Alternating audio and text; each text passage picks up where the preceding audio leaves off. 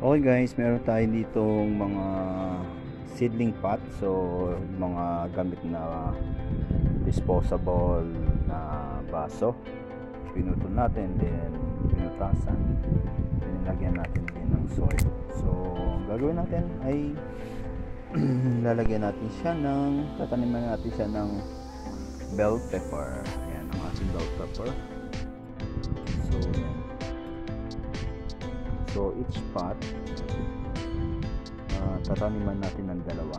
So tingnan natin kung magiging successful siya. Okay looks. Sa pot, binutasan natin siya ng 1 inch. So para mataniman natin siya. Pero tatabunan lang natin siya ng 1 cm or less than. So konti lang, siguro 1 cm lang yung tatanim natin. Lalagay tayo ng dalawa. Ito, dalawang buto.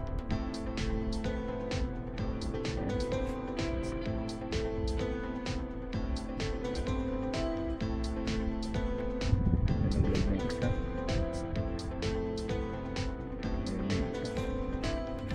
So yan. So tabunan lang natin ng bahagya. Yan, pwede na yan.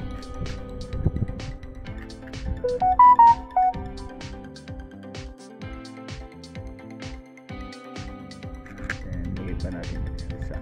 So dalawa tatanim natin para makita natin yung kung ano yung malaki ang sibol at maliit.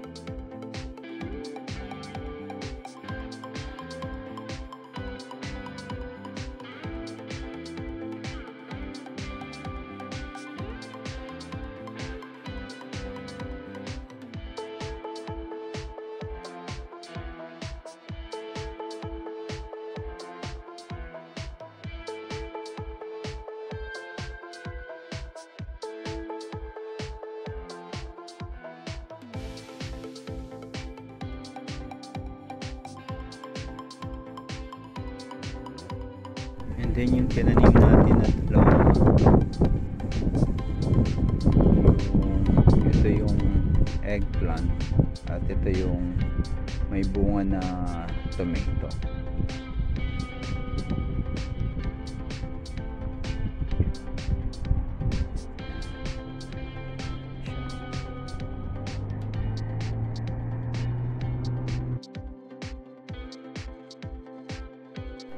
Okay guys, ito na yung tinanim natin na bell pepper. Ayan na siya, lumago na siya ng husto. Actually meron na siyang flower buds, and lumago siya ng husto nung nilagyan ko na siya ng compost soil. Ayan, makikita, mapapansin nyo dati yung soil niya medyo hanggang dito siya. Ngayon nilagyan ko na siya ng compost soil, kaya medyo marami na yung kanyang lupa. Ayan. At lumaki na yung kanilang mga dahon. Ayan. Ito naman yung sa kabila. Ayan, lumaki na siya, lumaki na siya ng husto. So matagal din ang paglaki niya dahil medyo hindi malusog yung lupa na nataniman natin. So nung nilagyan natin siya ng mga compost soil, ayan, gumanda na siya. And then ito pa yung ating ibang bell pepper, okay, na may mga bulaklak na rin.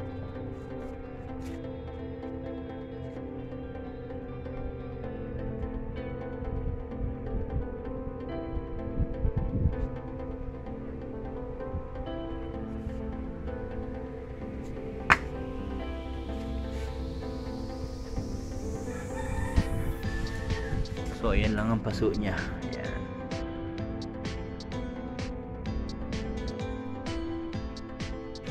So ito yung ating eggplant. Yan, marami siyang bulaklak. Actually may bunga yan.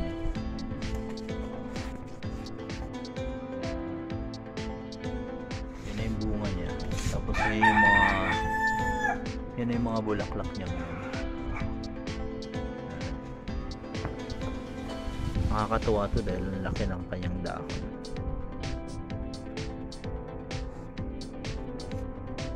Tapos ito na yung mga kamatis natin. Ayan.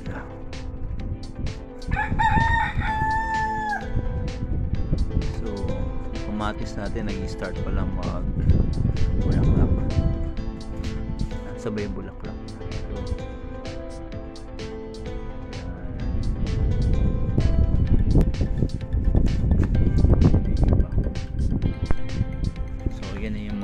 Tinanim natin. Ito na yung pinakabansot na eggplant. Tapos yung okra natin, yan, namunga na rin. Medyo malaki tong okra.